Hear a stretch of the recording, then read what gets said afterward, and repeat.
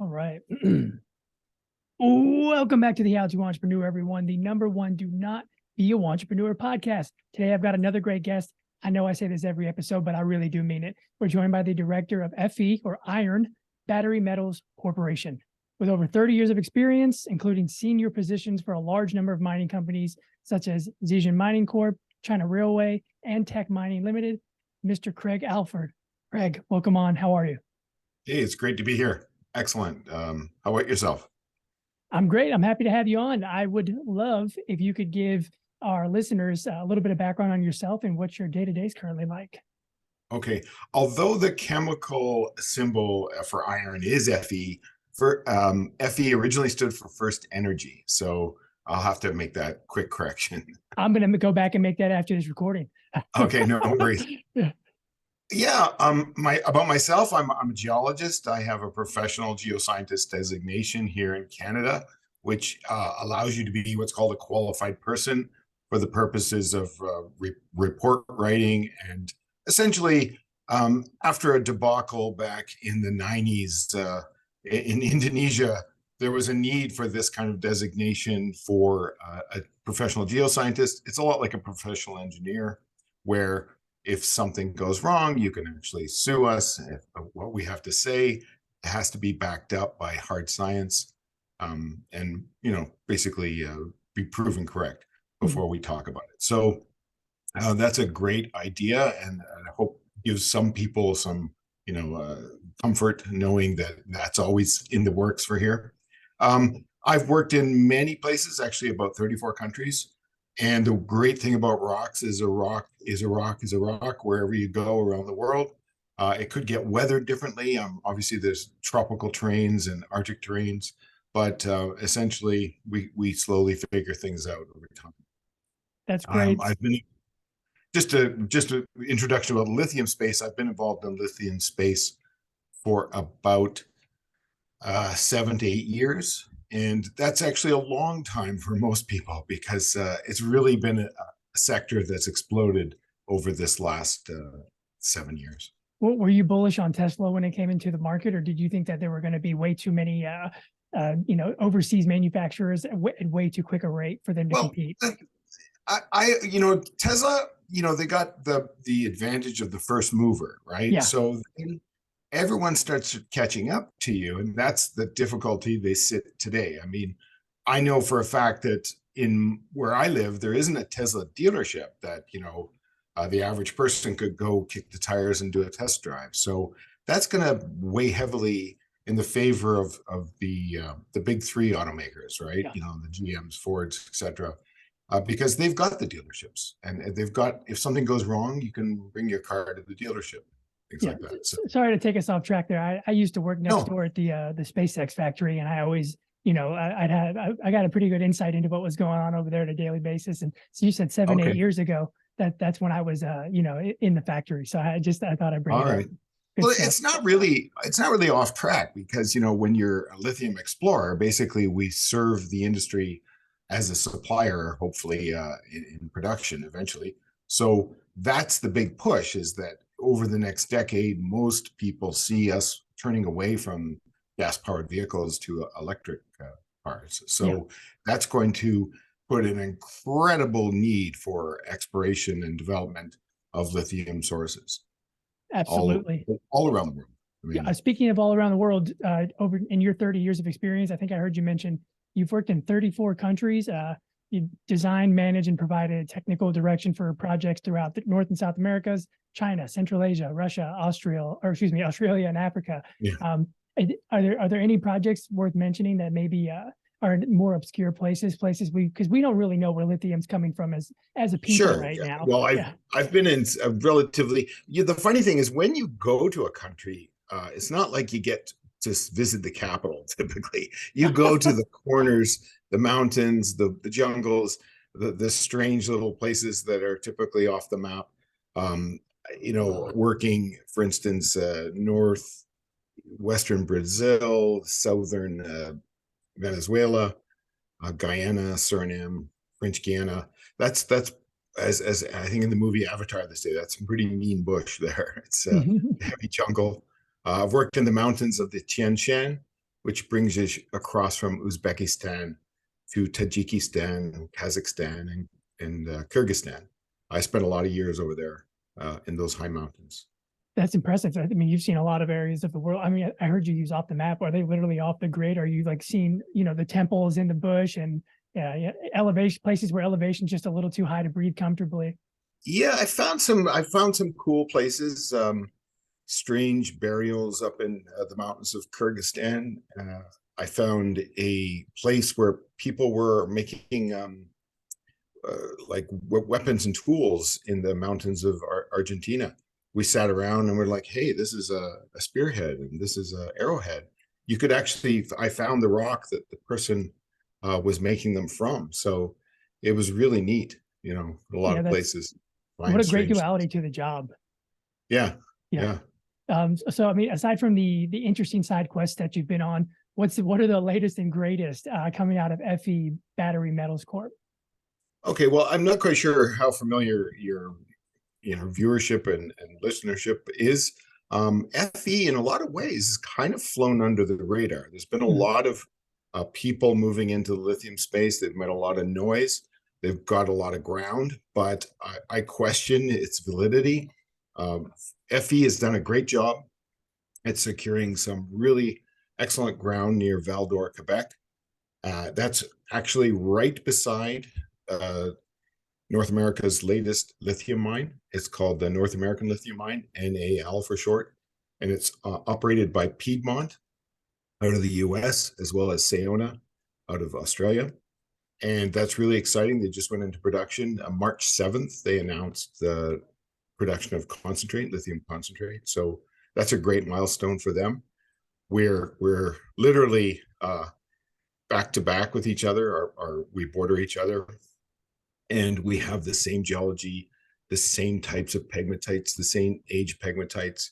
And we've been conducting a drill program over the last 2 years there. For the most part, it started off just reconfirming some historical values that were found in the 1950s. There, for the most part, people should understand there wasn't a lot of exploration for lithium. It's not like gold, nickel, copper. I mean, people have needed those commodities for a dog's age, but for lithium, it wasn't a big market until now. It was a market that was dominated by the ceramics, lithium grease, and medical uses. So now the number one use is lithium in batteries. And people should realize lithium is an amazing metal. It's the third lightest element in the universe. There's hydrogen, helium, and number 3 is lithium. It's so light, it's lighter than oxygen. So as an element, it burns in air and burns in water. So it has to be calmed down by joining usually a carbonate or hydroxide to make it a more stable form. But it's obviously an awesome ingredient for batteries. It's made them very lightweight. People might realize the old heavy nickel batteries that used to lug around, and now they're so light. Yeah. Now they're in everything, right? Cell phones, your laptop, etc., and now vehicles. So moving forward, it's going to be in high demand. It's interesting to hear you. We don't get a lot of the, when you strip it down to the periodic element that it is, and you start talking about how it needs to be stabilized, and of course, people, they know they shouldn't be shipping it, and that it's in their phones and their laptops, but they don't really. There's no deeper understanding yet, and it just goes to show how unfamiliar we really are, as a collective to this energy source, the third lightest, material on the periodic table, and it's something that, granted, maybe in my parents' day, when they were probably just wooing over the TV still. Sure. This is still something I feel like it doesn't get the attention that it deserves. And I don't know if it's because people like yourself or me, we're the ones to blame. We're not sort of delivering the information when we have the platform to do it. But if we could, before we get into more about maybe the impact of the industry that you guys are having right now, maybe we can speak to that, the more chemistry related side of things. I feel like giving people a 101 might not only be good to help wrap their heads around where we're heading with the conversation, but just the general understanding of it itself. Sure. Yeah. I mean, the idea of the metals that constitute a battery, those are the things that, for the most part, have become a global political play. Right now, for the majority of lithium concentrate is shipped to China. Yeah. And I'm not quite sure if people have paid attention to what's been happening with the latest US administration, but they're very proactive in trying to secure a future for North America of our own battery production. And that means securing those critical minerals like nickel, copper, lithium, cobalt. Because right now, for the most part, they don't necessarily are directed this way. And if we're truly going to have an electric vehicle revolution over the next decade, then we better have the materials needed to build them. So having said that, I mean, you take a look at where a lot of the lithium comes from in the world. Right now, it's Australia and South America. There's not a lot of deposits that have been found in North America, but that's changing very rapidly. There's been great advances in the Southwest US with the finding of lithium in clays. And in the highest grade materials are that in hard rock. And that is what's being found in Ontario, Quebec, Manitoba. People might recall a term called the Canadian Shield. It just means a great big sort of arcuate body of old rocks. And within those old rocks are this type of rock called pegmatite. Within the pegmatite itself, we get lithium and some other rare earth elements, which are highly desirable add-ons if they exist in a given deposit. Right now, Western Australia still leads the world in the production of lithium from those pegmatites. However, I think in Canada, we're slowly catching up. Within the US, there is an area in the Carolinas that is developed for pegmatites. But for the most part, there's not a lot of pegmatite outcrops within the US. So it has to be in that, like I said, that shield geology, right?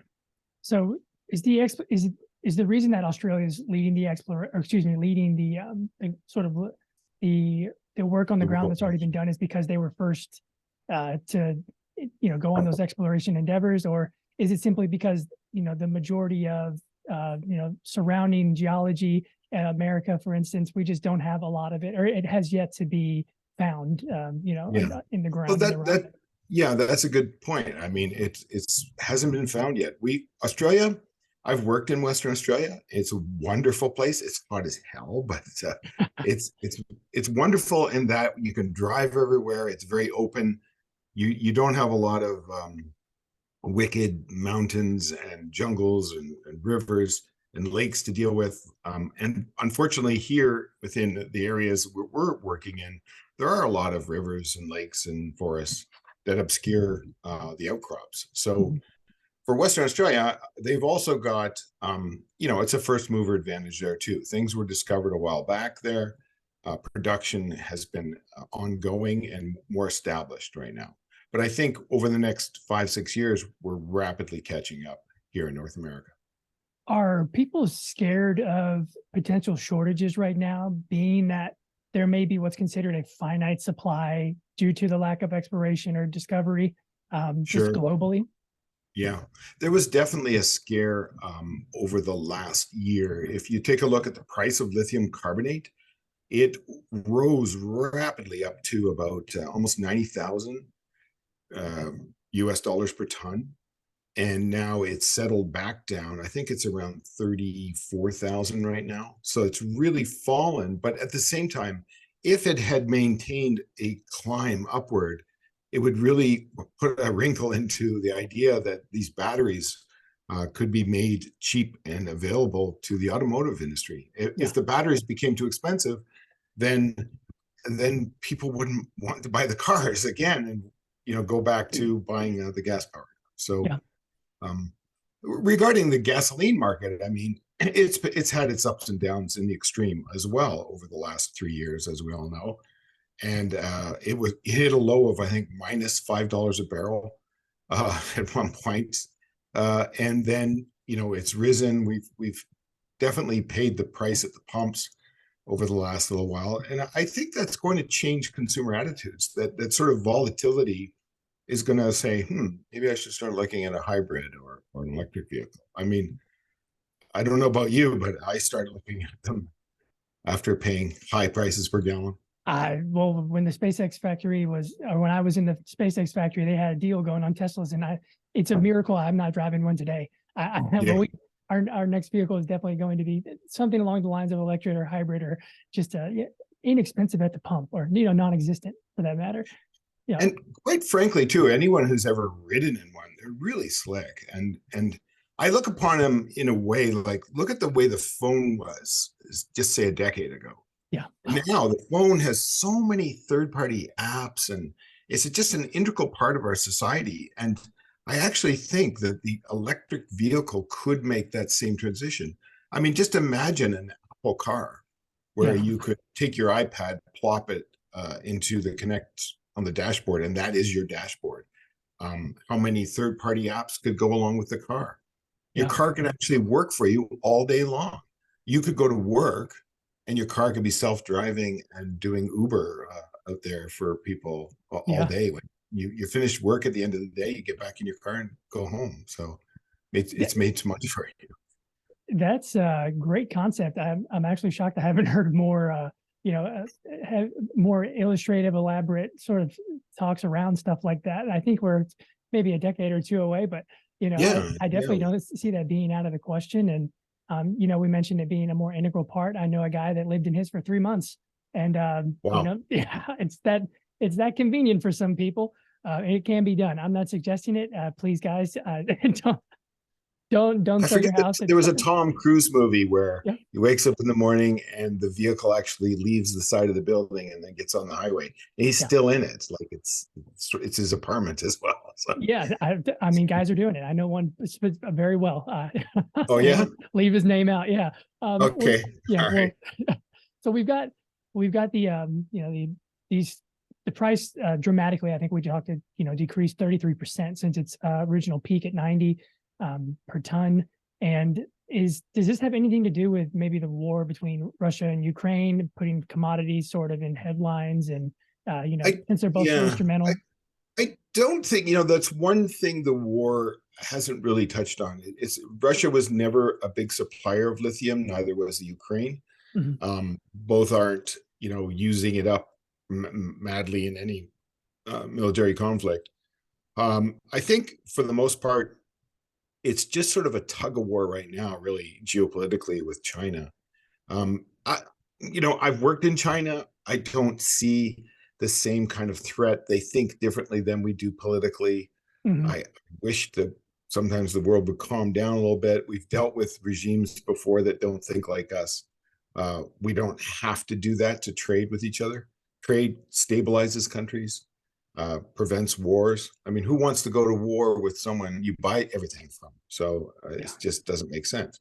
Having said that, though, I could understand, for instance, the Biden administration's forward thinking that, do we really want to create a new Saudi Arabia? Do we really want to hand the keys to a particular industry to one country? I think no. I think it's a better idea to have a more stable market where there's production and development in South America, production and development in North America, production, development in Africa and Europe, so that there's no one controlling factor for, say, electric vehicle production. And, when I say electric vehicles, it's also planes. And I know that the Canadian company Air Canada has actually ordered a number of electric planes. So this is a really interesting world. And I know that in Dubai, they're planning on taxis, which will be vertical taxis, that sort of basically like a big drone that you get into, and they'll program to fly you to where you want to go. But they're electric. Yeah, that's food for thought. Now, the being able to not monopolize, or the way Tesla sort of had an early advantage, or the first movers advantage, I'm sure that a lot of auto manufacturers now are investing in the mines, and it's sort of, who can who can invest in what mines first, and maybe geology and jurisdiction all play a part of that. That sort of strategy. But are you seeing more auto manufacturers invest in these mining operations? Oh, definitely. I mean, Tesla invested in Piedmont. Piedmont has invested in junior mining companies. Uh, Volkswagen has just announced it's looking basically for mine deals. GM sunk $650 million into the Thacker Pass deposit in Nevada. So they definitely they understand that, if you're going to, it's like, I mean, what was it? How long ago did we hear about the computer chip shortage for automakers, right? It was So 2019. It was big news still.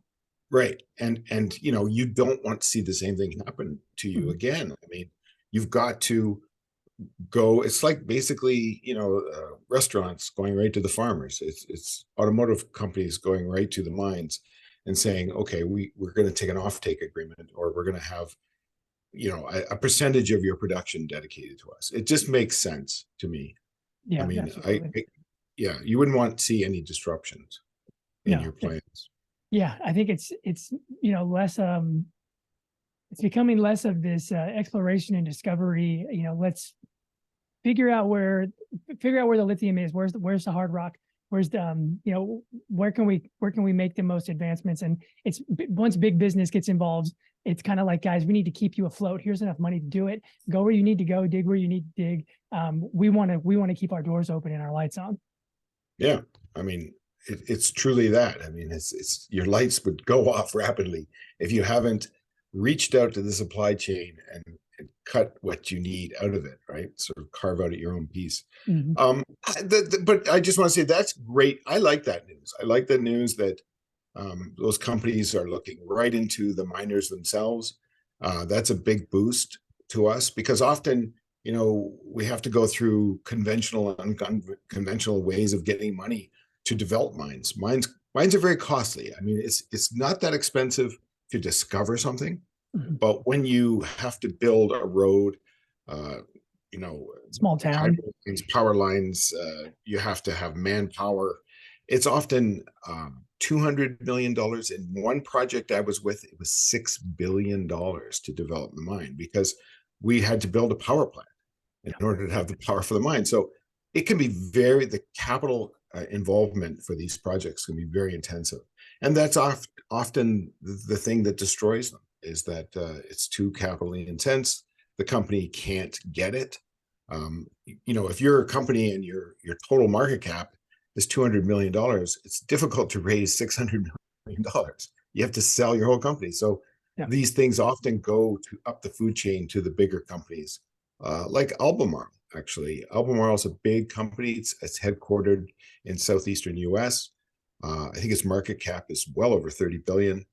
And I see them now as they're going to start gobbling up some of the juniors, some of the people that have started developing resources, or taken that resource to what's called a reserve stage. Mm-hmm. Recently, they made an offer for Liontown in Australia. So that's going to happen. We're going to see that happen again, I'm sure, with Livent, for instance. They don't have much resources under their belt. They need it. They've got the market cap to bring that to fruition and start grabbing stuff. So I think that personally, the company I'm involved with, we may be a takeover target one day. I mean, we've got some awesome properties next to mines that have been, brought to the reserve category up in northern Quebec, and we're got the exciting target, the sort of the flagship Augustus project right beside the Nal mine.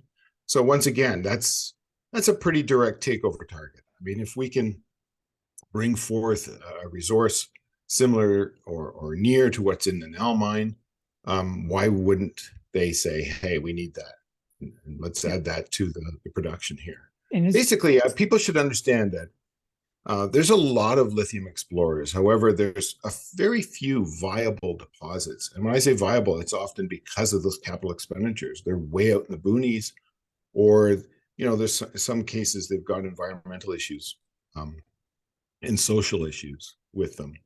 Currently in Chile, they're having water issues. The UN just recently came out, saying water is a very critical issue, and the methodology they use is they bring up what's called a brine, they let it evaporate, and then keep the lithium rich residue. Now you can imagine if you've got a cup of water and you let the whole thing evaporate and keep the residue, how much water you're actually wasting is it's just too much. And Chile's got some very dry areas. It actually has the driest area in the world, the Atacama Desert. And I can see that the UN is right to call out this process, and some things, a better way can be done to get the lithium out. We can still get the lithium out. We just have to think of a better way. So absolutely. And so I kind of want to touch on a couple of things that you were saying, is that, it's hard to get the capital for a lot of these projects. And, we mentioned that, the conventional, or it was alluded to or hinted to that the conventional ways of getting money is, it can be really difficult, that the auto manufacturers, they kind of, they don't pave easy street, but they do probably make it a lot less intensive of an effort to get them the funding needed to get these projects up the ground, especially or off the ground, especially when they're, I think you said $6 billion, or was it how much for the? Oh yeah, $6 billion. Yeah, that was a $6 billion capital expenditure project. Yeah, so I mean, it just doesn't seem like it's going to come from the government. It's sort of how like NASA, a lot of their operations dried up when the America couldn't fund a lot of it, and a lot of those projects, they didn't strike gold either. So it really just speaks to the ability to get funding in the conventional method and how that's changed, and how big business can really play a more proactive role in it. And on the other thing I wanted to touch on was so there's so many mines, and in America, I don't think you could, 10 out of 10 people, I'm pretty sure, wouldn't be able to tell you where their one is. Is there one? And if so, where is it? Well, I mean, in terms of lithium mining, it's really rare. I mean, there's a mine in Manitoba, there's a mine in the Carolinas. They're opening mines in the Southwest US. It actually just as mentioned, a shout out to Lithium Americas. They did a very good job establishing the Thacker Pass deposit, and that went into the courts because of social and environmental issues. People felt that they had a beef with the project.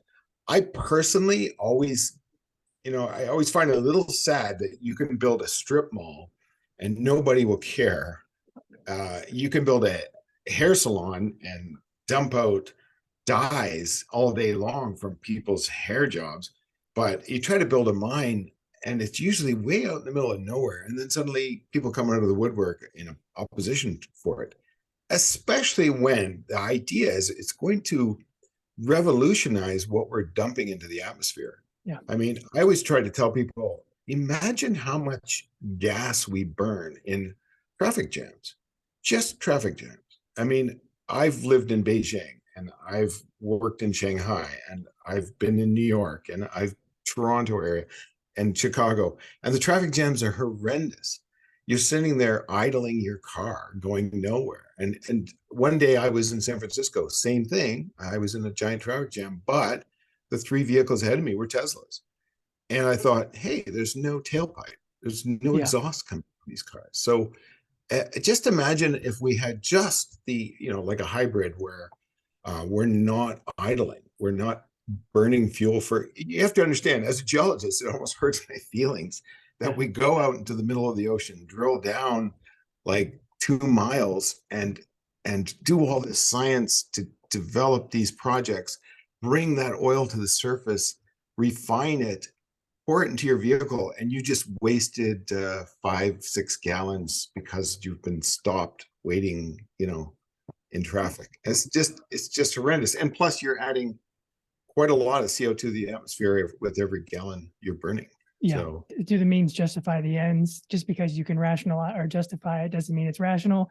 But at the end of the day, we've been, sitting in traffic jams for 100 years, and there's a few more decades ahead of us, I think, before we're, it sounds like a bunch of wound up, Hot Wheels being zipped back and forth, in those major cities.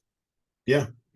So again, the electric vehicle shift would, alleviate a lot of that waste, where we're literally burning fuel for no reason. And I'm surprised to see yet there's no automaker that has, for instance, let's say the top of the vehicle is a solar panel, and as you're sitting there in the hot sun, outside of Houston on a traffic jam, your car could be trickle charging as you go. You've got a lot of good ideas, and I know that you're a busy guy, but Yeah. I think if you ever decide to take the summer off, you should either file some patents or get a good law firm that can. I'm sure you know somebody. Apple call me. Yeah, somebody. Apple, give Yeah. this man a call. Yeah. Craig, Alfred, what are some of the milestones that you guys hope to achieve this year, and why would that create value for potential shareholders? Sure. What I did allude to the fact that there's a lot of explorers out there. There's a lot of them with really high market caps. We haven't yet established what I believe is a market cap that reflects what the company has. Mm-hmm. It's got a great portfolio of projects.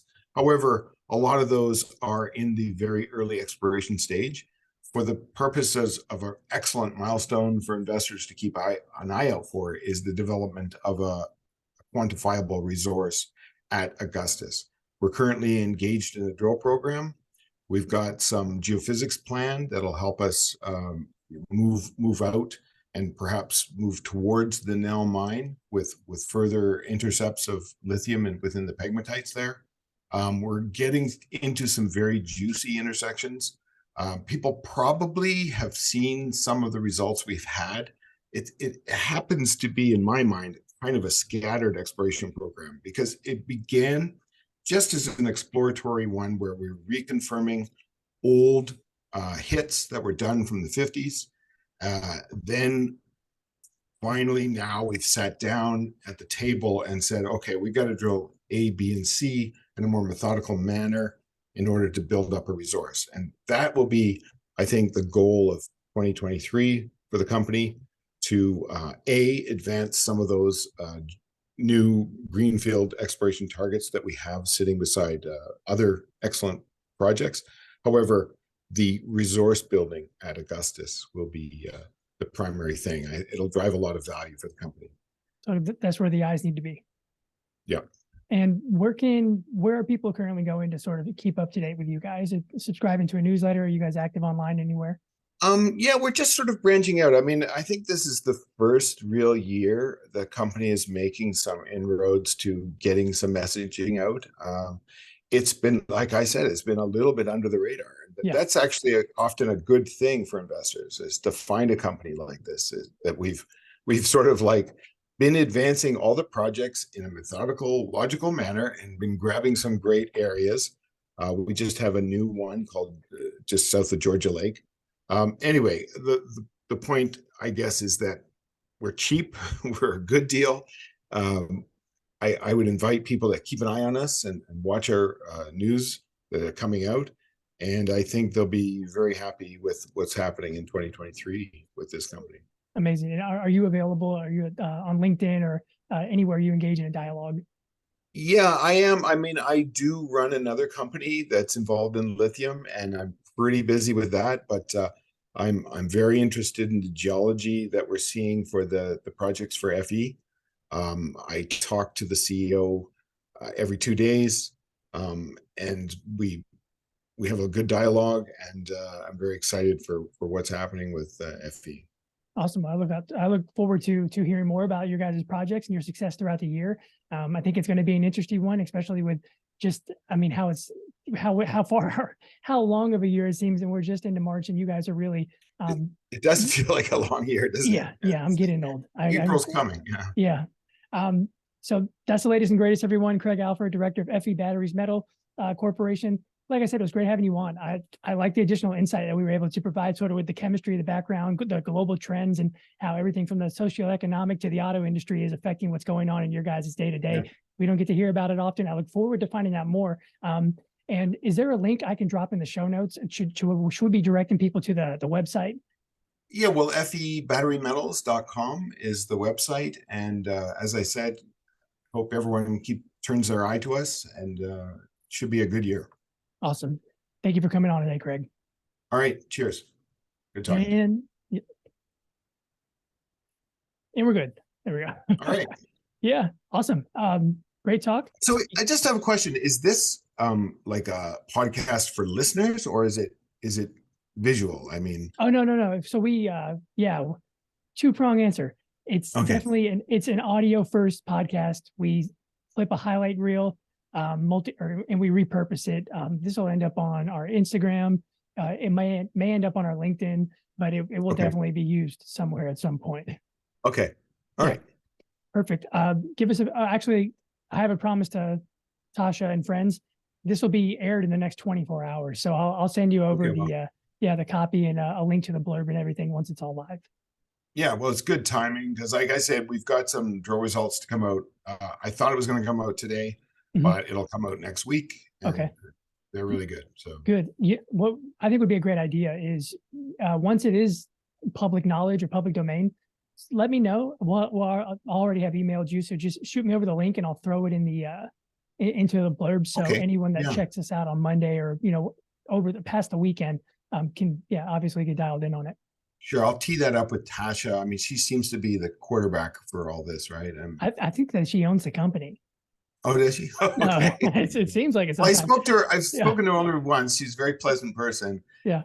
But she asked me, "Oh, you want to do more interviews?" I'm saying, "Well, we really gotta, coordinate them with news because it's horrible not to be able to talk about something, right?" Like, very true. Like, yeah, I wish I could talk about the next drill hole. I know the results of it. But, maybe we hold off until we've got the news and we include the news in the actual episode description and where it's available, where people are going to be listening from. That way we can actually find out. Like, if all goes well, I mean, the news should come out Monday morning, but I got to check the CEO guy here, Gurm Singh.